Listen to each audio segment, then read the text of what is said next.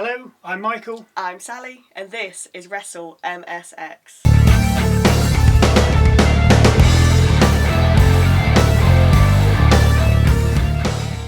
Hardy kicked us off. What, Jeff?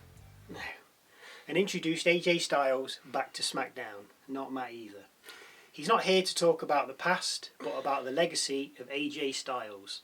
So out comes Carmelo Hayes.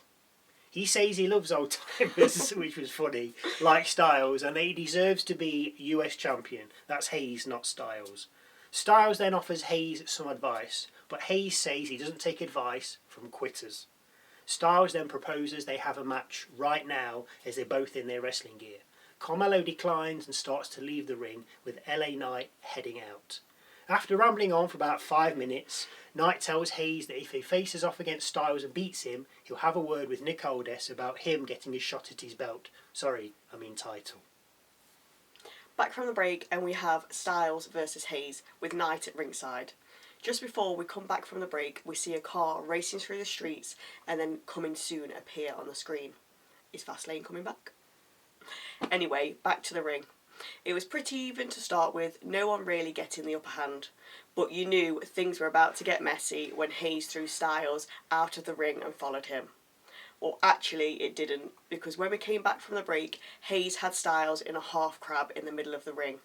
We then hear that during the break, Styles had sprained his ankle, and as he hits a neckbreaker on Hayes, Styles collapses down to the mat in pain from the ankle. The referee at this point decides to end the match, calling for the bell. Styles limps off to the back, so Knight gets in the ring and drops Hayes with a huge BFT. Why not? Time for the dumpster match between Chelsea Green and Michin. No DQs or timeouts. Michin brings her own trash can full of kendo sticks, which she uses from the start on Green. With Green down, Michin starts to fill the ring with tables and chairs. Not that she needed them, as she missile drop kicked Green from the top rope. We come back from the break with Michin teetering on the edge of the ring, looking into the abyss of the bin as Green looks to finish the match. Michin fights back, but Green comes back with a Canadian destroyer and then tosses Michin into the bin. Green attempts to close the lid, but Michin stops her, hitting her with trash bags and then meet defeat back in the ring. After placing a trash can over Green and jumping on her from the top rope, Michin takes the time out to place a table on the bin which is outside the ring. While doing this, Piper Niven heads out and hits her with a senton, but then misses her with a cannonball, wiping herself out. By this time, Green has come round, with her and Michin then fighting on the apron. Michin gains the upper hand though and powerbombs Green into the bin while going through the table which was placed across the bin earlier. Michin then emerges, climbs out the bin and has just enough left in the tank to close the lid and win the match. Wondering if that's the end of that little feud now. Hopefully. Backstage, we learn that Naomi is going to be co-hosting Bad Blood with Cargill and Belair. Not sure that's necessary. We then hear Bayley telling Naomi that she's going to go out to the middle of the ring and tell Nia she's going to beat her at Bad Blood. Back from the break, and we get just that. Bayley calling out Jax, even telling her to bring out Tiffany Stratton. They of course answer the call. Bayley admits that Jax is on a dominant run, but there are 2 people that can take her title right now. One being Bayley herself, the other being Stratton. Not because she's good enough, but because of the briefcase she has. Stratton takes umbrage to this, saying to Bayley that the only reason you think I can beat Nia is because of this, holding up the Money in the Bank briefcase as she talks.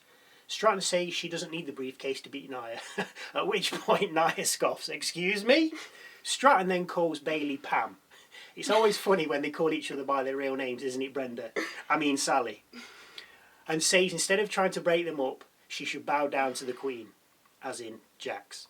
Bayley takes exception to this, calling Stratton a stupid pitch, before it all kicks off with Bayley dropping Jax with a briefcase and then a knee to the jaw. Bayley leaves the ring, but as she does, Stratton gets back in, picks up the briefcase and looks over at the down Jax. Of course she doesn't cash in. Jax gets up, giving Stratton the filthiest of looks. Backstage, we see Hayes claiming to Nick Aldis that he beat AJ Styles earlier and that he should get his shot at Knight. Aldis scoffs and tells him they'll talk next week. Naomi out next as she faces off against Tiffany Stratton. Not much to see aside from an X Factor by Naomi, which gets her a 2 count, with a suplex also getting her another 2 count. We then go to the outside with Naomi performing a split-legged leg drop on Stratton on the apron, and And then back from the break, the two women are knocking 7 shades of poop out of one another in the middle of the ring. Before Naomi goes for the X Factor, which Stratton counters and then drop kicks Naomi for her own 2 count cover. Naomi lands a crossbody on Stratton from the top rope, but then misses a split-legged moonsault. So Stratton has a go, but misses her moonsault. Stratton then reverses Naomi into a pin, which Naomi in turn reverses into her own pin, picking up the victory, as Stratton is unable to kick out. And I thought Stratton would have won this. I thought she was going to win as well. I know she's got the money in the bank, but why not just keep giving her a little push? Yeah. But there you go. After the break and backstage, we see Nia Jax advising Stratton to cash in on Liv Morgan's match at Bad Blood, as that's a cash-in she'll survive. Last match of the night, the Bloodline, Tama Tonga and Tangaloa versus DIY versus the Street Profits in a triple threat ladder match for the WWE Tag Team belts. As the bell rings, DIY and the Street Profits stand side by side and team up against the Bloodline, throwing them out the ring. When we come back from the break, there are 2 ladders set up in the ring with all 6 men climbing them to reach the titles, which are hanging above the ring. The Bloodline then clean house with the ladders, using them any way they can to put the hurt on their opponents. Ford then goes flying over the top rope as everyone else gathers outside the ring, wiping them all out. Back from yet another break, and we see Tama Tonga suffer a shatter machine from off a ladder before Tongaloa gets a meet in the middle with a ladder around his neck. Crazy stuff. I don't know how they do it. Ford then hits a blockbuster over a ladder onto Ciampa, and then frog splashes lower through a table from the top turnbuckle to the outside. He's definitely earning his money. DIY and Dawkins then powerbomb Tonga through the announcer's table before DIY turn on Dawkins, super kicking him, and then heading back into the ring to start climbing the ladder. As they near the top, the Street Profits recover and climb after DIY. Dawkins back body dropping Ciampa and himself off the ladder and through another ladder that was propped up in the corner. That one looked painful. Did. Tongaloa, making a miraculous recovery, gets in the ring and tips the ladder Ford and Gargano are climbing, with them falling off and going through another ladder. With DIY and the Profits down, Loa climbs the ladder unchallenged, with Tonga climbing in the ring and holding the ladder as his teammate ascends to the titles. Loa then reaches up and unhooks the belts, meaning the Bloodline retain their tag titles. SmackDown goes off the air with the rest of the Bloodline coming out and celebrating the victory with them.